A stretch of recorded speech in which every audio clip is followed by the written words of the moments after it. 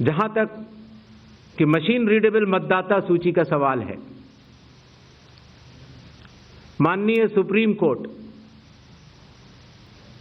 2019 में ही कह चुका है कि यह मतदाता की निजता का हनन हो सकता है।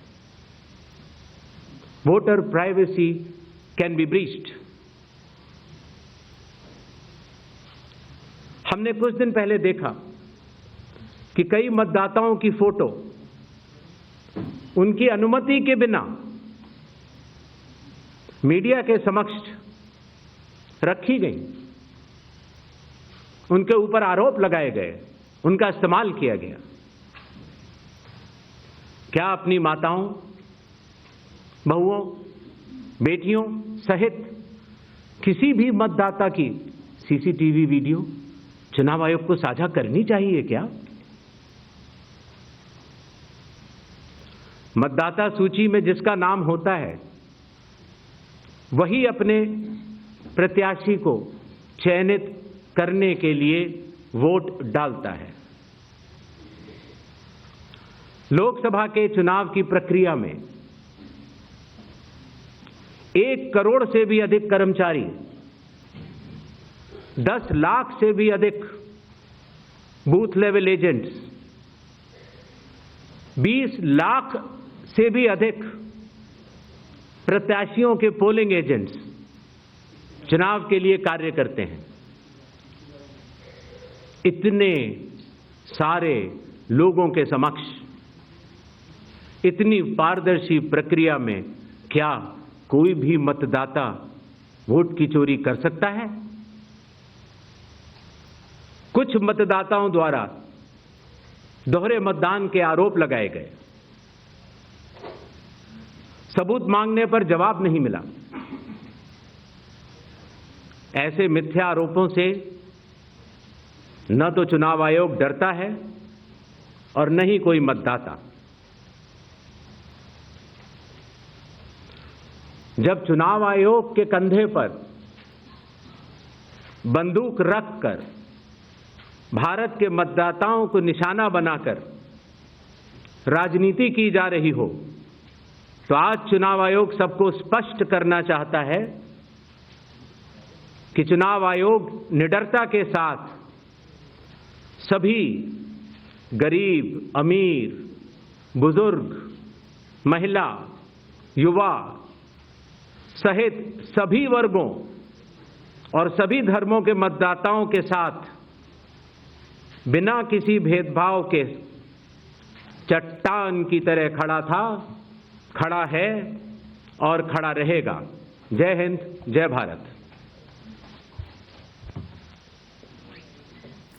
तो आपने सुना, इलेक्शन कमीशन की ओर से तमाम आरोपों का यहां पर जवाब दिया गया और उन्होंने ये कहा कि इतनी पारदर्शी व्यवस्था के बीच क्या वोट चोरी संभव है? सुनवाते हैं। Mic please.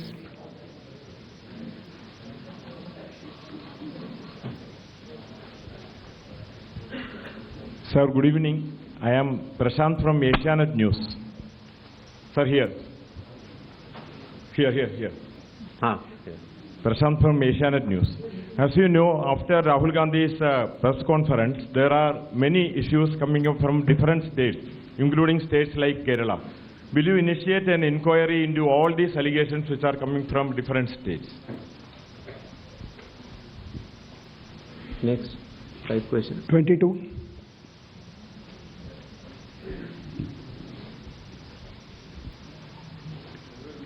Sir. Please. Yeah. Hi. Please. Yeah. Go ahead. Yeah.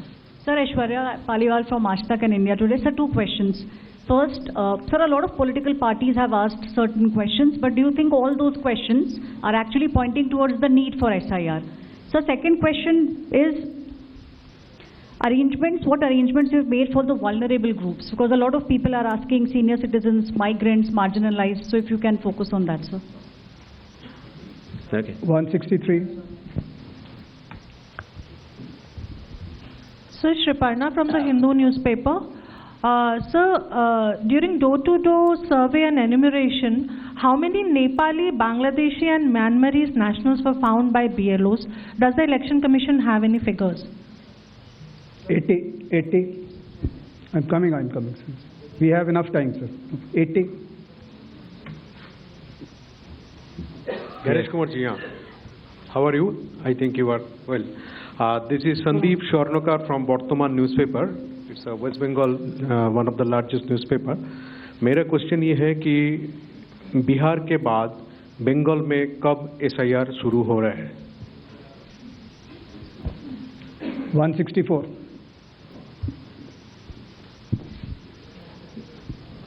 Sir Neeraj हूँ, न्यूज 18 इंडिया से, नेटवर्क 18 से। हमारा सवाल है कि स्पेशल समरी रिवीजन सालाना तौर पे होता है हर साल, तो SIR की ज़रूरत आपको कौन सा मतदाता सूची दोनों प्रक्रिया से अलग मिलेगा, हम ये जानना चाह रहे हैं। और एक सप्लीमेंट्री सवाल है इसी के साथ कि आपने कहा कि कुछ पॉलिटिकल पार्टीज के नेता भ्रम फैलाने की कोशिश कर रहे हैं। उनका ये भी कहना है, राहुल गांधी की मैं बात कर रहा हूँ, थोड़ी देर पहले उन्होंने कहा है क्यों उन्हीं से शपथ पत्र सिर्फ मांगा जा रहा है, दूसरे लोग, दूसरी पार्टी के लोग जो सवाल कर रहे हैं उनसे क्यों नहीं। तो इन 5 सवालों को पहले ले लेते हैं।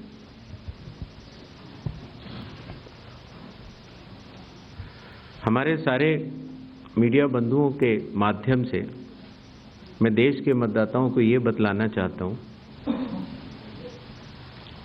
कि जब भी मतदाता सूची का रिवीजन होता है तो उसकी प्रक्रिया वही होती है जो मैंने आपको अभी शुरू में बताई। अर्थात सबसे पहले बूथ लेवल ऑफिसर्स और BLAs, राजनीतिक दलों के BLAs मिलकर एक ड्राफ्ट तैयार करते हैं और उसके बाद सभी राजनीतिक दलों को और उसी असेंबली कॉन्स्टिट्यूएंसी के मतदाताओं को यह अधिकार होता है कि वो उसमें त्रुटियां सुधारने के लिए आवेदन कर सकें।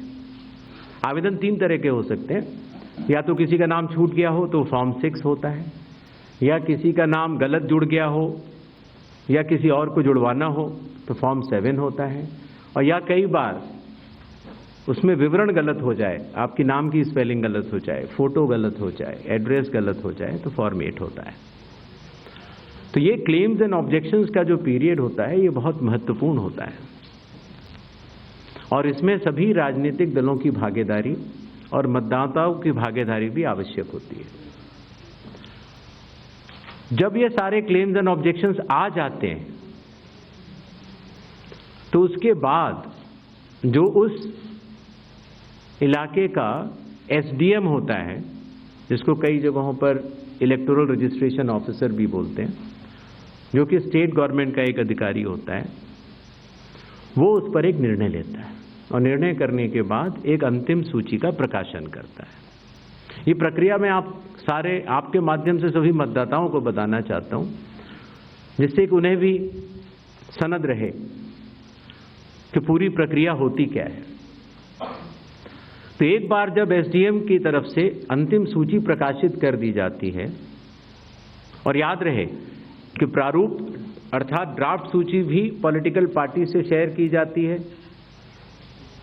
और अंतिम सूची भी पॉलिटिकल पार्टी से शेयर की जाती है, और आजकल चूंकि तकनीकी का जमाना है तो वेबसाइट पर भी इलेक्शन कमीशन की अवेलेबल होती है।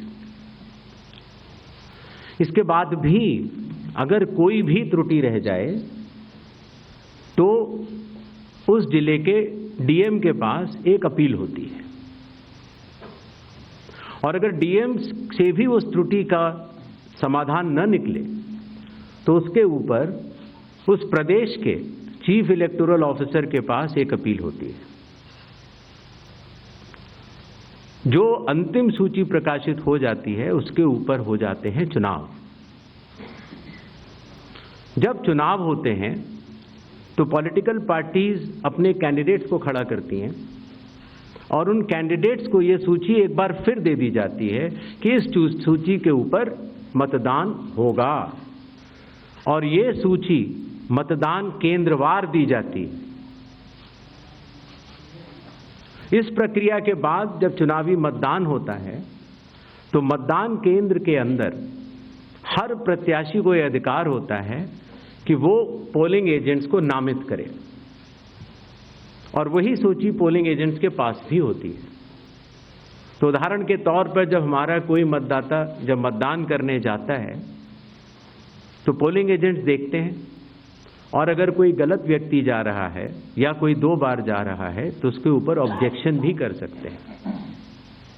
मतदान प्रक्रिया समाप्त होने के बाद मतगणना होती है, और मतगणना के बाद रिटर्निंग ऑफिसर रिजल्ट्स डिक्लेयर कर देते हैं।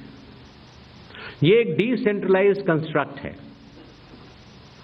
संविधान के अनुसार ये पूरी जिम्मेदारी चुनाव आयोग की है।